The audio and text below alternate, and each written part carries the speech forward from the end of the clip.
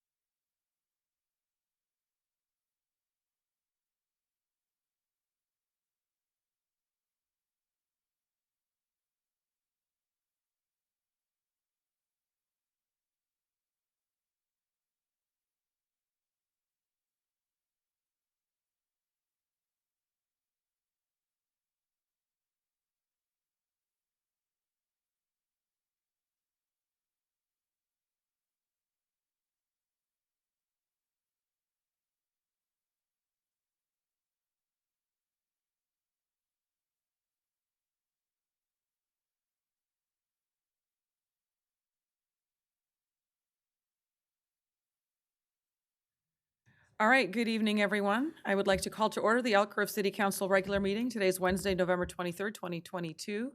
It is 6:07 p.m. Clerk. Thank you, Mayor. This meeting of the Elk Grove City Council will be replayed on Metro Cable Channel 14 on Friday, November 25th at 1 p.m. and Sunday, November 27th at 6 p.m. It is being closed captioned and will be webcast at sacmetrocable.tv. City Council meeting videos are also archived on the city's website at elkgrovecity.org. For members of the participating audience who may have personal electronic devices, ladies, please place them on silent mode during the meeting or on mute when you are not speaking. The Elk Grove City Council welcomes, appreciates, and encourages participation in the City Council meeting. City Council requests that you limit your presentation to 3 minutes per person so that all present will have time to participate. City Council reserves the right to reasonably limit the total time for public comment on any particular noticed agenda item as it may deem necessary.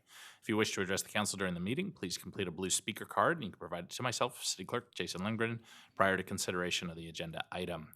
On the agenda this evening, it is structured as a regular meeting, but it is really for a specific purpose. What you will see is as we move through items of the agenda, we just won't have items for that night, and we'll clarify where we don't have those items. With that, I will move to the roll call, and we'll start the roll call with Councilmember Nguyen. Here. Councilmember Spies. Present.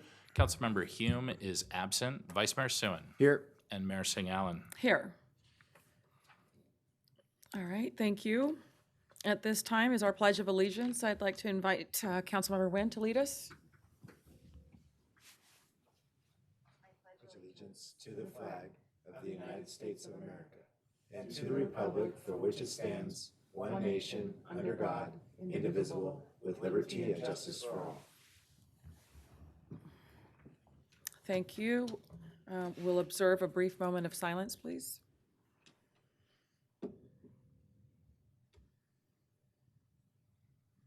Thank you. Let's see, may I get a motion to approve the agenda? So moved. Second. All those in favor, please say aye. Aye. Thank you. Next item. Under Section 3, there are no closed session items on the regular agenda, which will take us on to Section 4. And for Section 4, there are no presentation items on the regular agenda. That'll take us to Section 5, general public comment.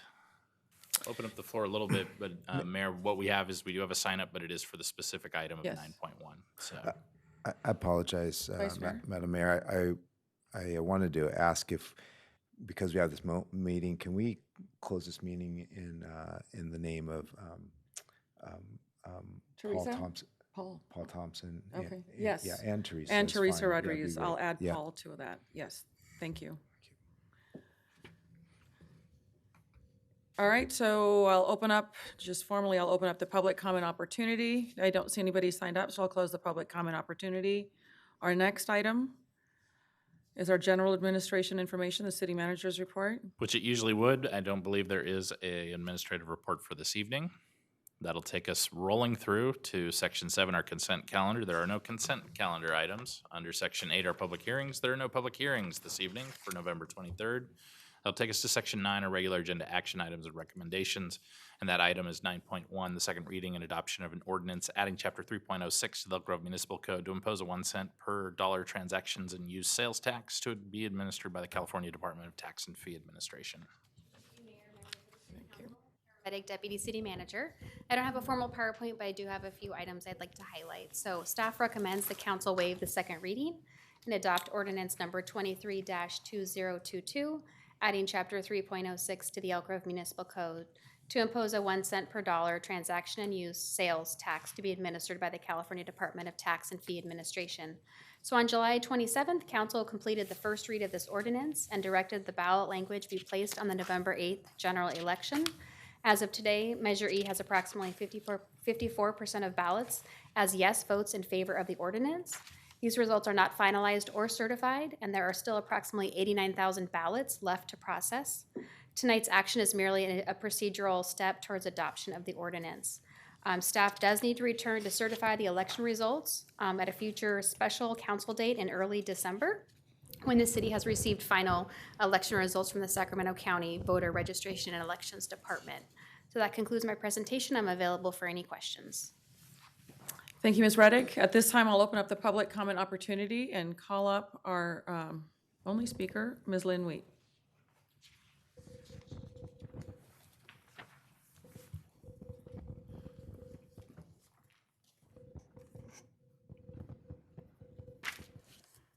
The election is over. Tonight, as our Elk Grove Mayor and City Council members, you are meeting to take the procedural step in adopting the ordinance increasing our sales tax by 1%. Measure E, known as the Elk Grove Safety and Quality of Life Measure, passed. It was indicated passage of this measure would bring $21.3 million extra sales tax dollars to our city. This measure was supported by our taxpayers as the monies would support much-needed safety and quality of life issues we all want as a community. We would receive improved policing services with the development of youth gang and prevention programs, improved emergency response times, homelessness addressed. Our 100 local parks will be better maintained and improved. Our current roads would be maintained, and at last, potholes filled. There would be an independent citizens oversight committee along with financial audits. Where is the $21.3 million going to be deposited? This 1% sales tax will be deposited into the city general fund. The monies will be commingled with other monies. The monies will be spent with other monies. As our mayor and city council members, you have established other funds for specific needs, such as the Economic Development Fund and the Opportunities Reserve. And just like those separate funds, a separate fund could be established with the 1% sales tax. This could be the Elk Grove Safety and Quality of Life Fund. This would allow taxpayers as well as the Independent Citizen Oversight Committee an opportunity to identify exactly how the monies are being spent. Creating an account, a fund, will assure the monies are being spent on the safety and quality of life issues addressed first in the ballot measure and not the last of general purposes. And I will elaborate. There are several of us in the community that have followed things closely, and we're a little skeptical that some of these quality of life and safety measures truly will be addressed should this money be deposited directly into our general fund. In specific, we're wondering how exactly will our zoo be paid for once it comes forth? And will we truly finally address our roads, or once again will road maintenance and the other issues within our community be ignored when we go on with ambitious ideas or plans beyond what's going on in our neighborhoods and our community currently? So I know that I've often been ignored. I think that this is a good idea. I don't think it would be difficult budget-wise to do that. And truly, if you specifically care about the people that live here, the residents that wanted these quality of life issues addressed, you will do such.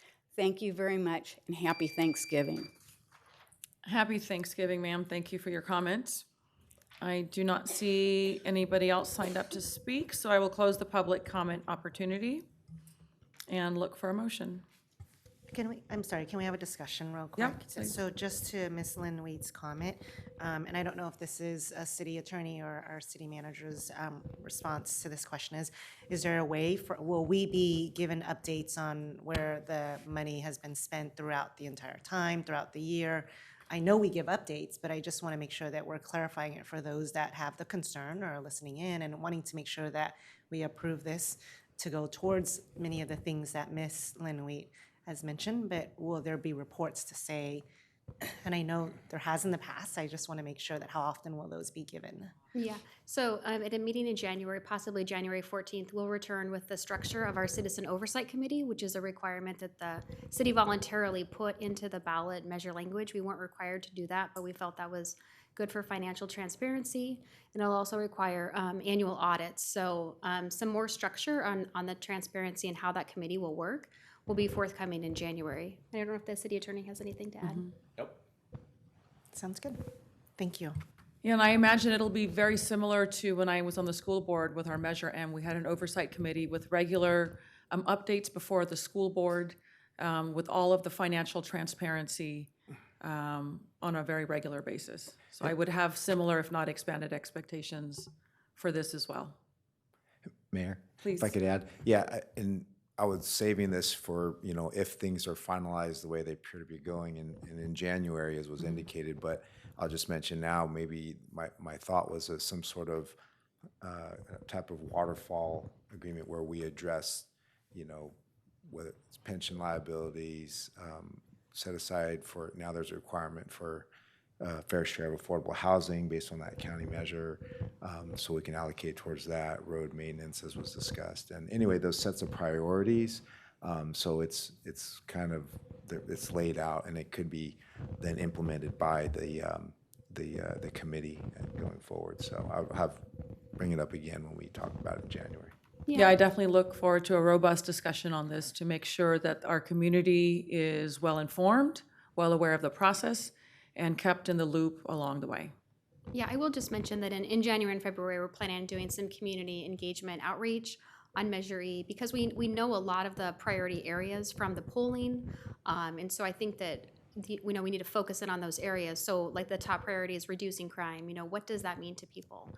And what does that look like for them? So it's a tangible result. So in January and February, we'll do a lot of community outreach. And then the structure of the committee will come back in January with that as well for discussion. Very good. Looking forward to that. All right, I will look for a motion here. So, second.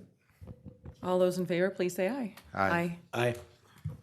All right, next item. Anybody have any comments, reports that you'd like to share? Just happy Thanksgiving. Happy Thanksgiving. Happy Thanksgiving. And tonight, before I adjourn, I do want to adjourn in the memory of two special people. If you want to talk a little bit about Paul, and then I'll talk about Teresa. Yeah, thank you, Mayor. So Nancy Bowie Thompson is one of the SMUD directors, represents part of Elk Grove. So her husband had a tragic accident, very young, 52, and healthy individual, and just a tragic biking accident can happen to any of us any given time. And so he was a huge Sac State fan, and they dedicated made a tribute to him at halftime at the UC Davis Sac State football game. So just all of us thankful for our families, and our heart goes out to Nancy at this time. I think he's also an educator at, is it the San Juan Unified School District? Yeah, And very Miraloma well High loved- School. Yeah, Very well loved in that AP district. history and, teacher, yeah. IB in the IB program. Thank you.